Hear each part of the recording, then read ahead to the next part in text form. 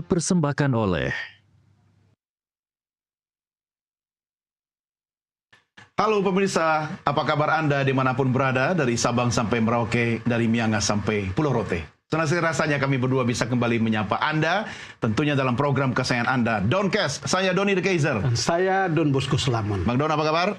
Baik. Sehat? Baik, Don. Semangat, oke. Semangat. Don and Don ya. Semangat. Bukan cuma istimewa karena double Don dalam Doncast, tapi kita selalu menghadirkan tamu-tamu istimewa juga, Bang Don. Dan kali ini juga terasa sangat istimewa. Sangat istimewa karena kita bicara tentang sesuatu yang penting mendasar bagi pembangunan manusia dan masa depan bangsa. Penting bagi semua orang, entah anak-anak maupun orang tua atau keluarga. Betul. Dan masyarakat. Betul. Dan kalau merujuk kepada pengalaman hidup Bang Don juga sangat penting.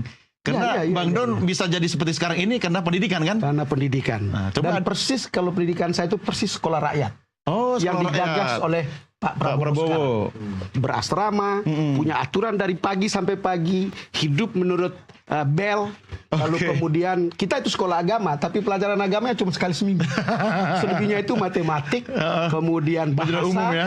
dan yang umum. Dan itu selalu diskusi. Kabarnya juga ada main bola ya? Main bola ada, mau gitar, musik ada. Ada semua? Semua ada. Nah, Jadi sekolah berasrama itu ada untungnya seperti itu. Tapi tadi ini bukan bicara soal sekolah rakyat. Tapi setuju. Saya juga mengikuti jejaknya Bang Don. Saya juga saya dulu sekolah berasrama, boarding school. Iya, cuma bercerikan keagamaan. Anak pesantren dulu, Bang. Oh iya.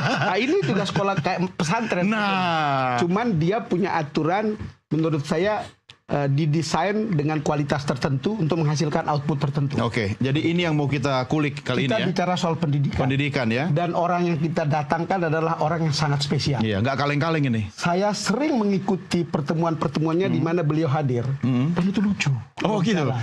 Dan kesan saya, beliau ini itu Gus Durnya orang Muhammadiyah. Dan katanya Bang Don, menurut penelitian yang empirik itu, kemampuan jokes seseorang itu menentukan kecerdasan seseorang. Dan memang joke-nya itu cerdas. Smart jokes kan? Smart jokes. Langsung saja kita sapa tamu istimewa kami kali ini, yaitu Menteri Pendidikan Dasar dan Menengah, Abdul Mukhti. Apa kabar Pak Menteri? Alhamdulillah kabar baik Mas. Sehat. Mas Menteri, terima kasih sudah datang ke sini. Terima kasih, satu kehormatan Bang Don bisa hadir di sini. Nah, ini bicara pendidikan kan penting sekali ya. Tapi sebelumnya, kenapa tiba-tiba ada di posisi ini? Itu dia. Apa sebetulnya yang harus terjadi? beliau yang jawab langsung. Mestinya kita sudah tahu ketika diangkat sama Pak Prabowo beberapa bulan lalu. Tapi rasanya kita harus tahu sekarang ini. Ya, kita ini kan jalannya aja kan segala sesuatu itu. Mengalir saja.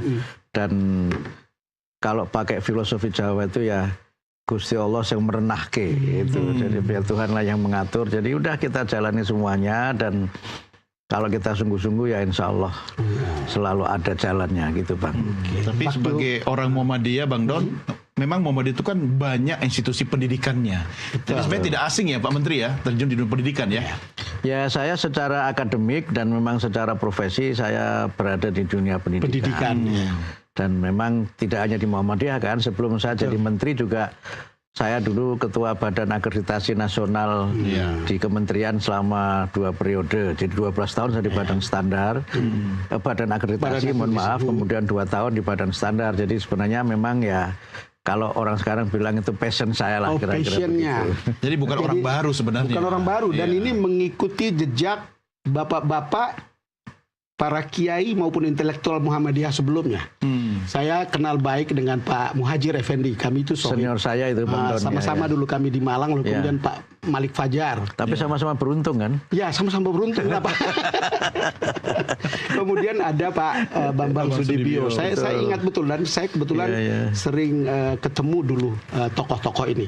Dan beliau ini kembali lagi banyak hal yang lucu. Apa yang lucu dari pendidikan kita sekarang ini?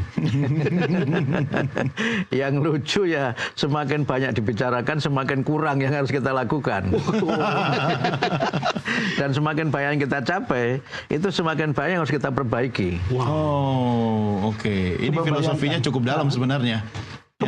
Semakin banyak yang kita lakukan, semakin banyak yang harus kita perbaiki.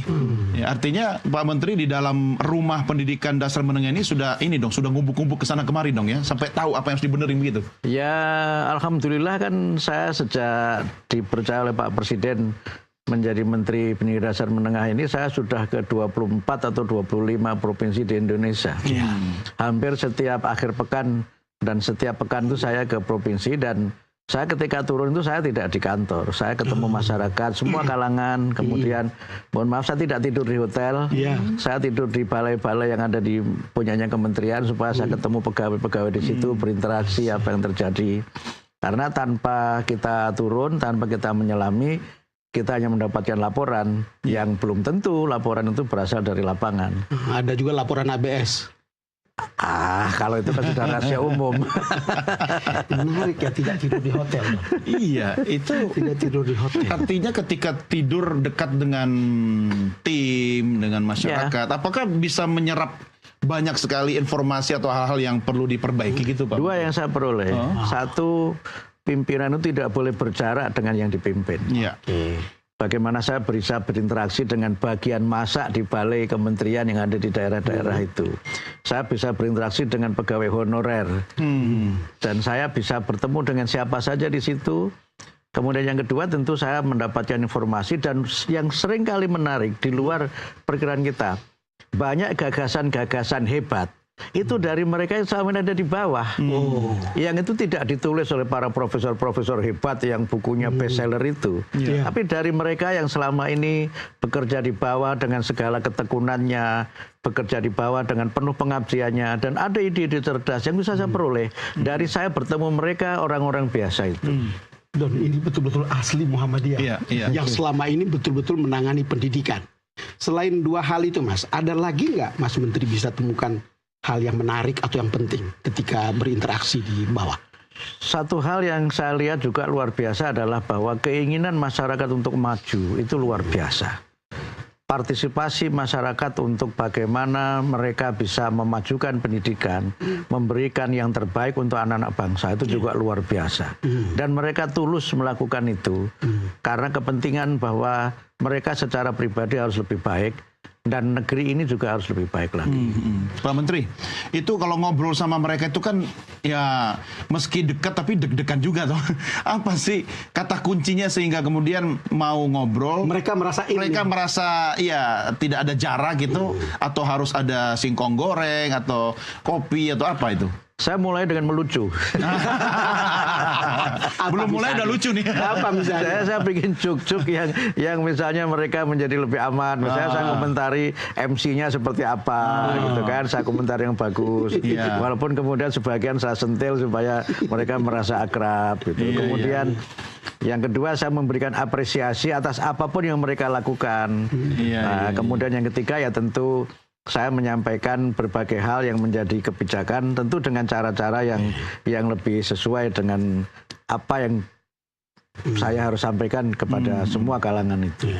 Dan saya nggak peduli, kadang-kadang saya ketemu jam 10 malam. Tapi saya bilang nggak boleh lama-lama ya karena nggak disediakan makan sahur. Apa yang ada dalam hati Mas Menteri sampai bisa segitunya? Saya berprinsip bahwa kalau kita melaksanakan sesuatu dengan sukacita, itu ada energi lebih yang bisa kita rasakan. Sehingga sempat satu saat saya itu dalam satu kunjungan Bang Don, Mas Don itu 6 tempat. 6 tempat. Dan saya selalu setiap kali ketemu dengan masyarakat selalu ada energi yang membuat saya itu harus tetap berstamina. Dan energi itu berasal dari mereka yang punya keinginan untuk maju. Sehingga walaupun sebentar saya datang, walaupun sebentar menyapa, saya bisa ya menyelami apa yang terjadi. Cuma ada resikonya. Apa itu? Makan terus. Itu bonusnya, bukan risikonya. Karena orang Indonesia, Bang Don, katanya kalau sudah makan atau kalau ada masalah apapun, semua selesai di meja makan. Iya kan? Bukan itu juga. Kalau beliau tidak ikut makan, itu juga tersinggung oleh penyediaannya. Benar kan? Iya betul. Apalagi di kampungnya Bang Don itu, Pak Menteri. Itu ketemu siapa aja pasti disuguhi makanan. Kita baru merasa makan enak waktu kami kecil kalau ada tamu. Kalau tidak ada tamu enggak, Mas. Iya betul. Saya kadang-kadang begini. Saya kadang-kadang berpikir begini kan, mereka kan selalu menyiapkan makanan yang terbaik untuk kita. Betul. Karena kita tamu. Karena memuliakan tamu. Betul. Dan kemudian saya bilang, kalau nggak ada kita, jangan-jangan mereka juga nggak pernah makan seenak yang mereka sediakan. Itu betul sekali. Saya dulu kalau om saya datang, saya senang sekali karena saya keluar semua. Betul. Ya disitulah kenapa kemudian selalu ada energi tadi sebagiannya karena ada makan enak juga. Tapi yang menarik adalah Bang Don, Pak Menteri, karena Pak Menteri ini kan punya visi pendidikan bermutu untuk semua kan. Betul. Nah, mutu untuk semua ini siapa dan mutu itu indikatornya apa itu Pak Menteri? Ya baik, jadi kalau kita lihat dari sisi konstitusi, nah ini resmi nih sebagai menteri, ini harus konstitusi. Kita mendapatkan referensi dari pembukaan Undang-Undang Dasar 45. Iya. Bahwa di antara tujuan didirikan negara adalah untuk mencerdaskan kehidupan bangsa dan memajukan kesejahteraan umum. Itu yang juga sering dikutip Pak Presiden di alinea keempat itu. Pasal 31 Undang-Undang Dasar 45 juga menyebutkan setiap warga negara berhak mendapatkan bahasanya pengajaran, tapi maksudnya adalah pendidikan. Ya.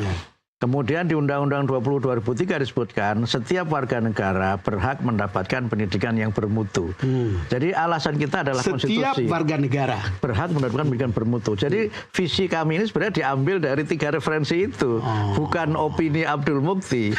Karena menteri ini kan penyelenggara negara. Melaksanakan visi Dan penyelenggaraan negara itu basisnya adalah undang-undang, sehingga kami mengacu dari situ.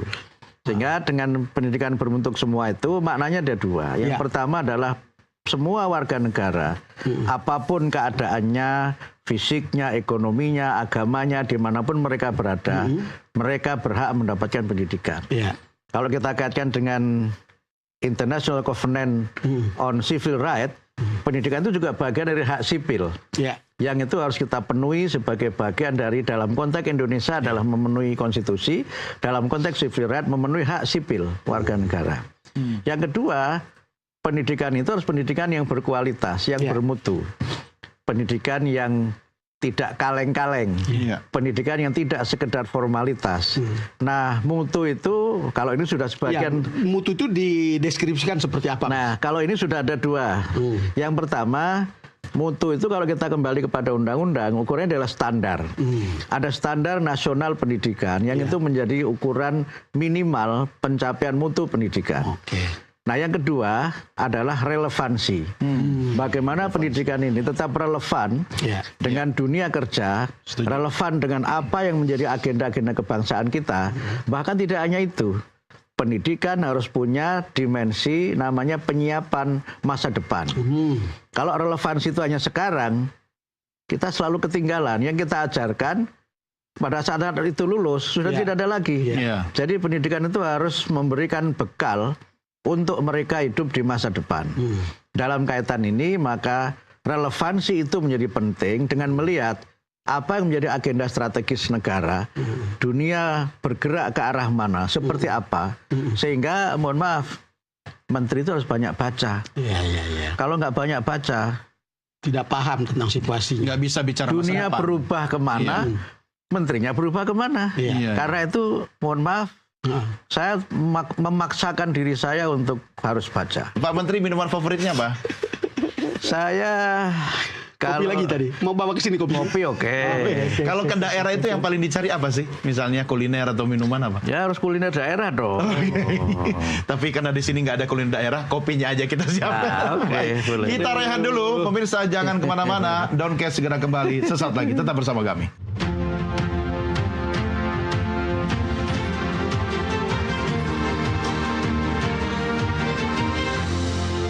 Dipersembahkan oleh